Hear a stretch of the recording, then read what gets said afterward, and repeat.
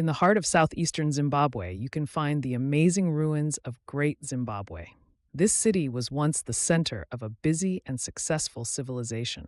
Built entirely by the Shona people between the 11th and 15th centuries, it remains one of Africa's most stunning testaments to the ingenuity, resilience, and sophistication of its ancient cultures. This extraordinary site, located near modern-day Masvingo, flourished at a time when European castles and cathedrals were being constructed on the other side of the globe. Yet here, in southern Africa, the Shona masters crafted an urban landscape that rivaled any of its medieval counterparts without using mortar or cement. They relied solely on advanced dry stone masonry techniques. Massive granite walls, rising as high as 11 meters, were meticulously arranged to form intricate, enduring structures. These walls seem to defy time and gravity, creating spaces that have stood for nearly a millennium. It is divided into key areas that tell the story of its political, spiritual, and social significance. The hill complex, perched above the site, is believed to have been the spiritual and political heart of the city, a place of ceremony, leadership, and connection to the divine. Down below in the great enclosure, you find the largest single ancient structure in sub-Saharan Africa, enclosed by curved stone walls so strong and precise, they remain among the most remarkable achievements of African architecture. At its peak, Great Zimbabwe was alive with activity.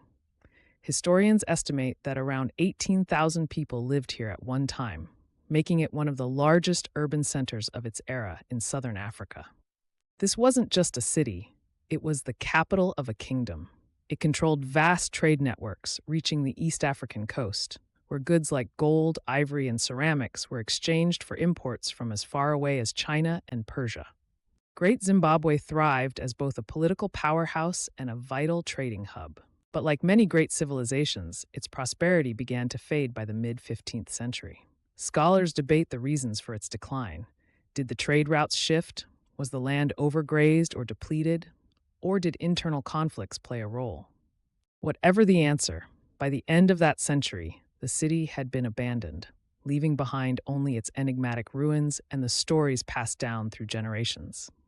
As centuries turned into colonial rule, Great Zimbabwe became a target of racist narratives.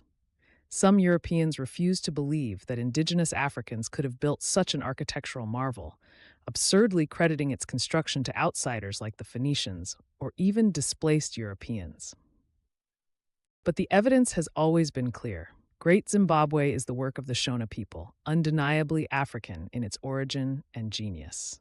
Today, Great Zimbabwe stands as a UNESCO World Heritage Site and a symbol of pride, reminding the world of the brilliance of African civilizations often overlooked in history books. Its walls tell a story so profound, they've transformed into a sacred legacy not only for Zimbabwe, but for all of humanity. This is Great Zimbabwe, a monument to a thriving, interconnected, and remarkably sophisticated African past. Thank you for watching. If you enjoyed this video, please like and subscribe for more content like this.